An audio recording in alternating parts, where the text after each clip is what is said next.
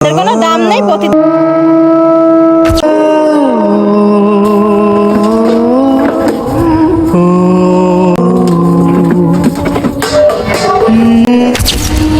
বিয়াদত আবার ভাত চালাইছিস দাঁড়া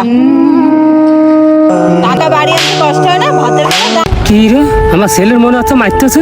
দাঁড়া তোর বুঝাচ্ছি টাকার দাম আছে আপনি আমার হাতে কাঁদা খান লাগাইছেন বললাম আপনি আমার হাতে কেন কাঁদা লাগাইছেন প্রতিবন্ধী জন্ম দিয়ে রাখিছেন ভাত ভাত আল্লাহ 30 দিন ফেলাবে বৌমা তুমি কি কথা কইলে?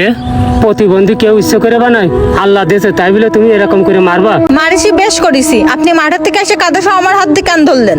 আজকে আপনার ছেলে আসুক বাসায়। ওই বাড়ি ছেলেবেলা হচ্ছে কেন? কি হয়েছে বাড়ি? তুমি আইসো দেখো তোমার বাবা আমারে মারে কি করেছে। আমি শুধু একটু কইছি ভাতগুলো কেন ফেলাইছো, তাই তোমার বাবা আমার মায়েরে দেখো কি করেছে। এই সংসার আমি আর করব না যেখানে শ্বশুর বৌমার গায়ে হাত তোলে। তোমার এত বড় সাহস কেন আছে? তোমার বৌমার গায়ে হাত দিছো কেন? সোহেল প্রতিবন্ধী মানুষ, ওর মারতিল, আমি হাত দিয়ে সরাই দিয়েছি। বাপ আইসাই আমারে মারিছে, এই কাদাকে আমি একা লাগাইছি। এই প্রতিবন্ধী যদি তোমার সংসারে থাকে আমি সংসার করব না। আব্বা ওর আজকে বাড়িতে বের করো, নালে কিন্তু আমি একটা খাতি দেবো না। তোর আর খাতি দেওয়ার দরকার নেই, আজকের থেকে আমি অন্য জায়গায় কাজ কাম করে আমার ছেলের আমি খাওয়াবো। তাই তুমি তোমার ছেলেরা নিয়ে কেটে বেরো। চল বাপ ওটো, আজকের থেকে আমরা এখানে আর থাকবো না, আমরা অন্য জায়গায় যাই থাকবো। যাও নিয়ে যাও আমার বাড়ির 30 সীমানায় আসবো না।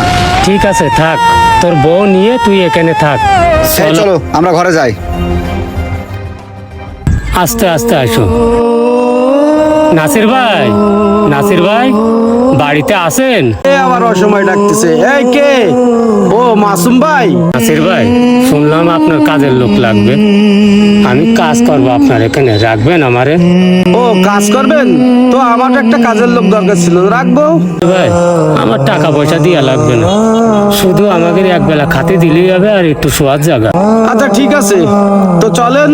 ওই ইটগুলো একটু এলোমেলো আছে, গুছাই গাছাই রাখবেন, আর বাদ বাকি সব ব্যবস্থা আমি করতেছি। আসেন, ওই যে ওই ইটগুলো এলোমেলো আছে ওইগুলো একটু গুছাই গাছাই রাখবেন।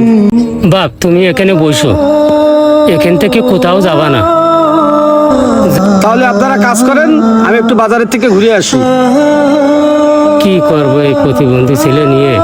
আজ যদি এর মাটা বাইচে থাকতো তাহলে আমার এত কষ্ট করা লাগতো না। কষ্ট হচ্ছে বাপ, ওরে আমার শোনা রে শোনা, তুমি আমি চুপ করে বসে থাকো, আমি কাজ করি, কাজ শেষে আমাকে খাতি দেবে না।